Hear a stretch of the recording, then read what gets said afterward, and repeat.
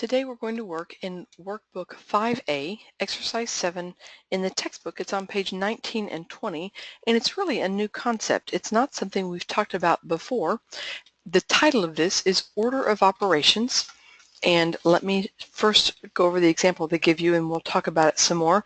The idea is this. On page 19, you see that Matthew has stamps and has arranged them like this. The first page, he has 10 stamps arranged in a triangle. On the second page of his stamp collection, he has 4 stamps in each row, and he has 3 rows of those stamps, 4 times 3 stamps. And if we're trying to find altogether how much he has, we could add the two together. After all, that's what we mean when we say all together. So 10 add 4 times 3. But then as a math student, you have to stop and say, well, now what do I do with that? Because we need to know how many stamps there are. And probably you could look at the idea of this word problem and say, well, I have 10 on the first page and I have 12 on the second page. That means that there are 22 stamps altogether. And that's exactly correct. What you did intuitively, because of the way we set the problem up, was to say, I'm going to do the multiplication first. 4 times 3 is 12. Then I'm going to do the addition next. As it turns out, that is exactly what we mean by the order of operations. The order that we do the operations of addition, subtraction, multiplication, division is that we first do multiplication and division together, starting on the left side and going to the right side of the problem. Then we do addition and subtraction together, starting at the left side and going to the right side of the problem. Now the next thing that's going to happen is I have a whole lot of problems to work with you on this concept.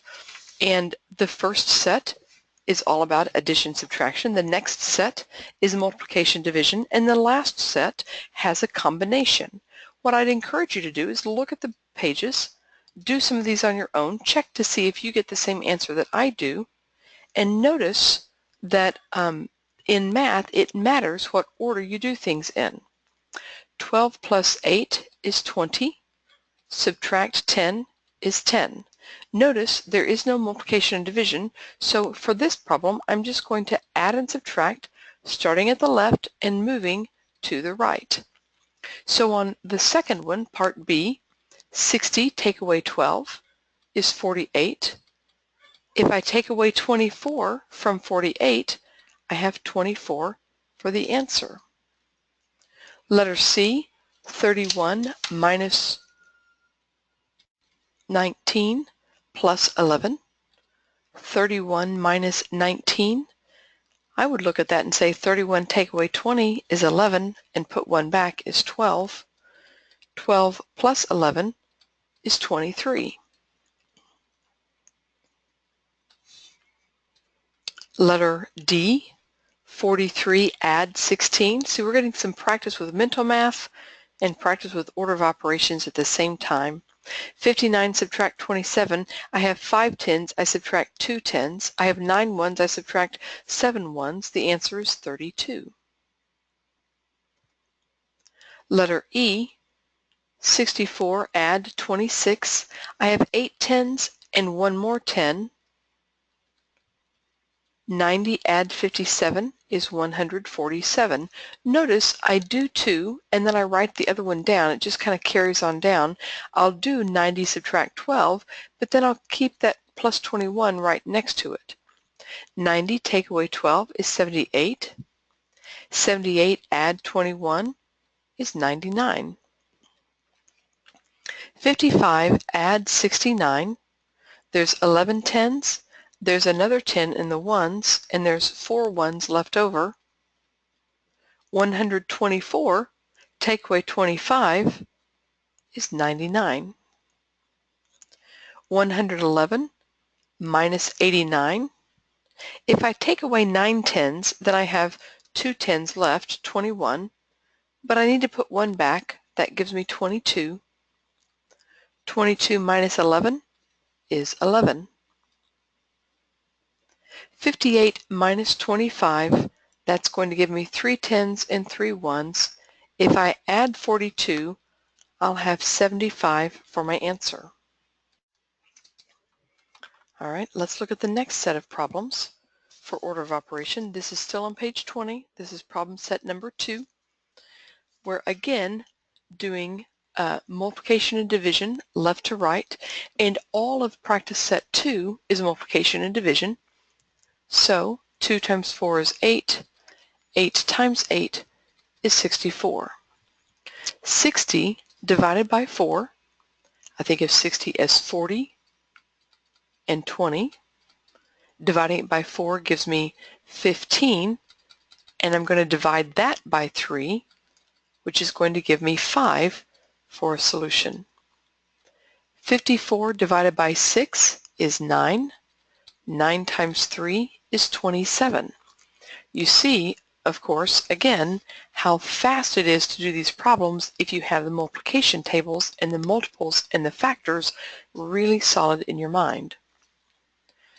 9 times 8 is 72.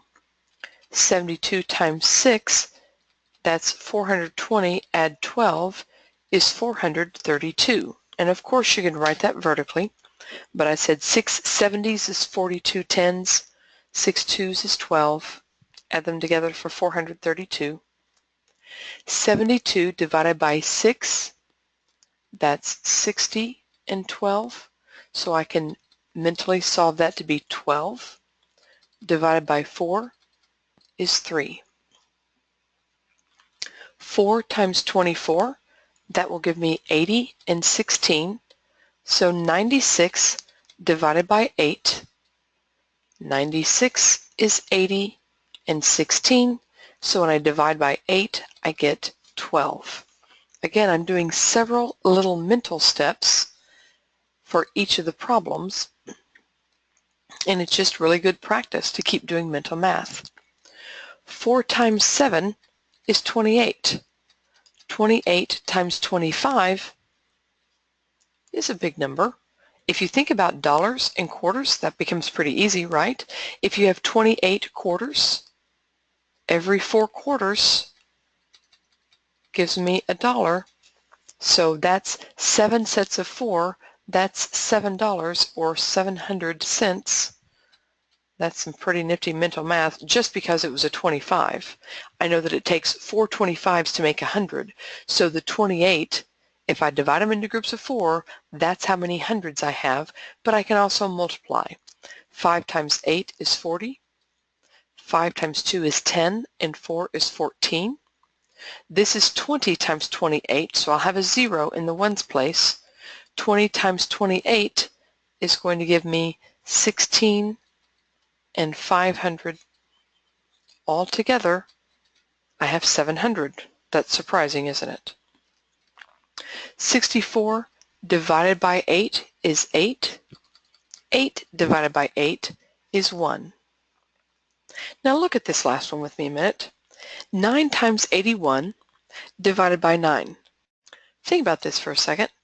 Let's pretend like a diamond stands for 81. Now what if I have 9 of those? 9 times 81, and then I divide that into 9 groups. What do I have? I have 1 of those in each group. I end up with 81. There's some logic that you can do. If you understand what the numbers mean, you can do some things with logic that make it very simple.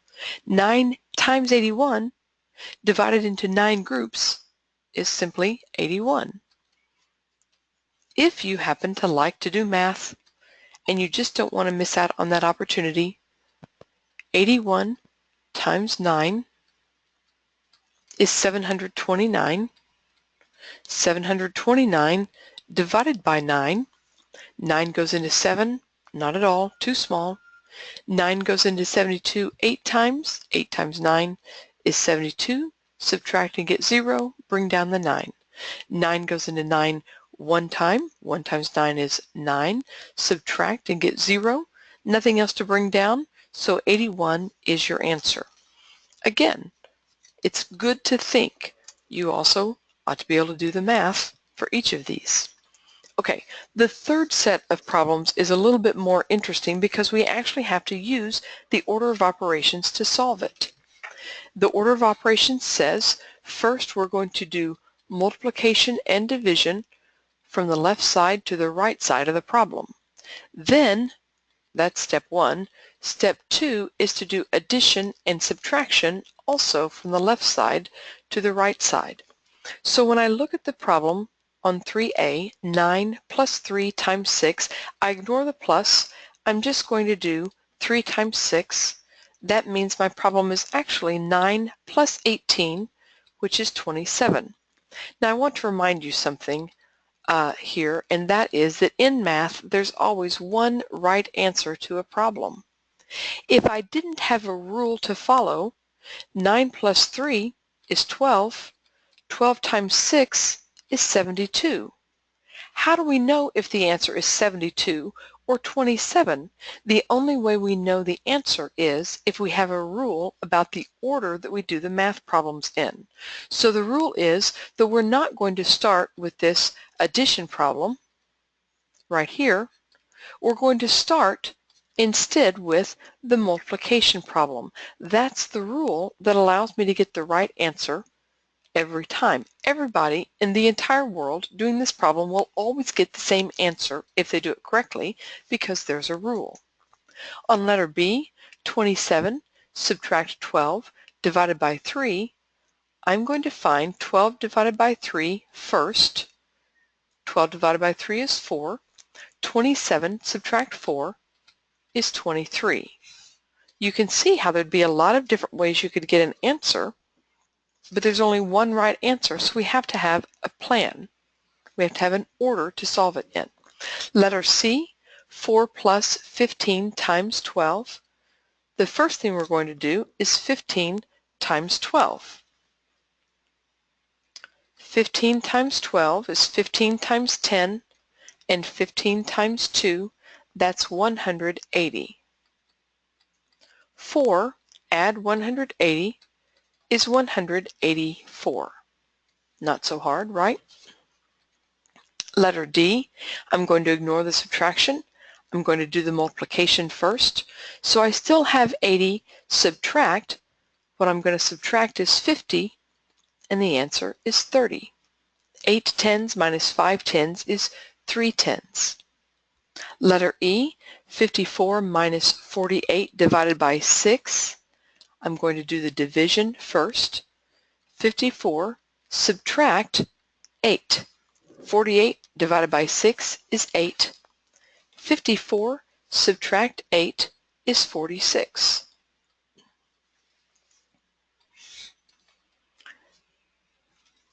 Letter F is 9 plus 81 divided by 9. So I'm going to do 81 divided by 9 first. That makes 9 plus 9 is 18. Letter G, 56 subtract 8 times 5 plus 4. The 8 times 5 is going to be done first. 56 minus 40 plus 4. The next thing I'm going to do is 56 subtract 40, and I'll have 16, add 4 to get 20 for the final answer. Look at H, 70 plus 80 divided by 5. I'm going to pause there. That's the first multiplication or division problem that I see. So that will be 70 plus, what is 80 divided by 5? That's 16. I think of 80 as 50 and 30, and if I divide by 5, I have 10 and 6. A little mental math there. And then I still have a times 4 at the end. Don't forget, the 16 times 4 happens before I add 70. Remember that 4 is double double. 16 doubled is 32. 32 doubled is 64. When I add those together, I have 13 tens and 4 ones. Lots of practice of lots of math here. Letter I. I see 96 divided by 8. I'm thinking of 96 as 80 and 16. That means that 96 divided by 8 is 12. Subtract 6 times 2. I'm going to do the multiplication next, not subtraction. 6 times 2 is 12. 12 take away 12 is 0. Let me slide my paper down a little bit so we have a little more room for this. The last three start with letter J, 6 plus 54 divided by 9. I can pause right there. That's what I'm going to do first. The 6 carries down, the plus sign carries down. 54 divided by 9 is 6. And then the times 2 carries down. The next step I take is not addition, but multiplication. I'll have 6 plus 12, and the answer is 18. Letter K, the first thing I'm going to do is 45 divided by 5. 45 divided by 5 is 9. I write everything else down just as it was. 49 minus 9 times 3. Now I'm going to do 9 times 3. 49 subtract 27. That's going to leave me with 2 10s and 2 1s. The answer is 22. Last one. I hope you paused and did them by yourself. 62 plus 42 divided by 7. 42 divided by 7 is 6. 62 add 6 is 68. 68 subtract 6 is 62. Isn't that interesting? Even if I went left to right, 62 plus 6 minus 6 is the same thing as 62. So now you know about order of operations. We'll have one more order to tell you about in the next exercise, but right now you can do exercise 7 in your workbook.